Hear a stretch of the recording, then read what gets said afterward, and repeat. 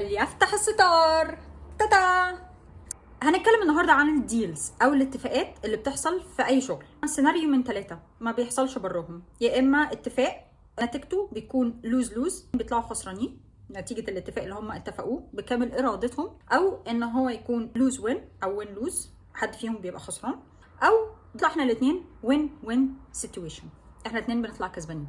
تفتكروا اي حد بيتفق اتفاق بيكون حاطط في الاعتبار سيناريو من السيناريوهات الثلاثه دي؟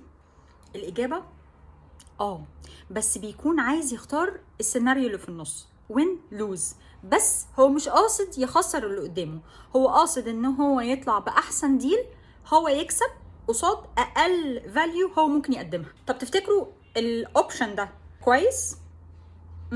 تقريبا نسبة أنا اللي مكتشفاها دلوقتي وأنا اللي مألفاها، 99% من الناس بتلجأ للحل ده. على فكرة هما الناس دي مش أشرار، هما فاكرين إن ده نصاحة أو دي كده شطارة منهم.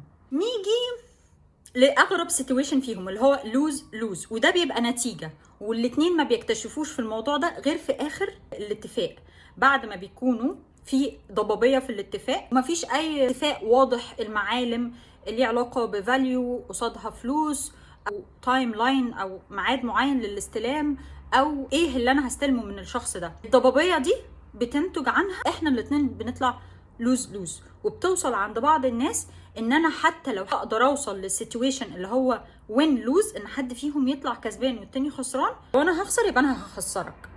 هي كبرت في دماغي.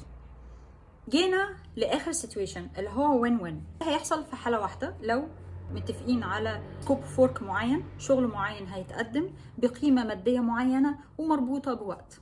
شفتوا بسيطه ازاي؟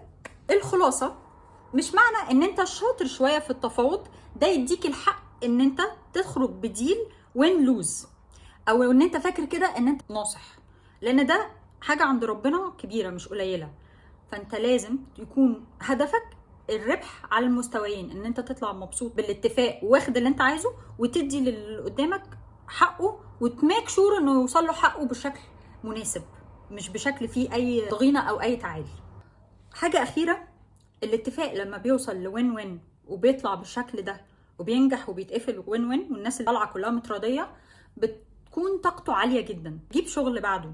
الاتفاقات مش معنى ان انت شاطر في اتفاق وبتعرف تتفاوض يبقى ده يديك الحق ان انت تضغط على اللي قدامك، لا، خليك فير، لان ربنا هيحاسبك على حاجه زي كده. ومزيد من النصايح الفظيعه اللي بقدمها في كريم دولا كريم، استنونا، هنتكلم في حاجات اكتر بكتير عن الهندسه وعن الحياه وعن التصميم وعن السايكولوجي. انتظرونا.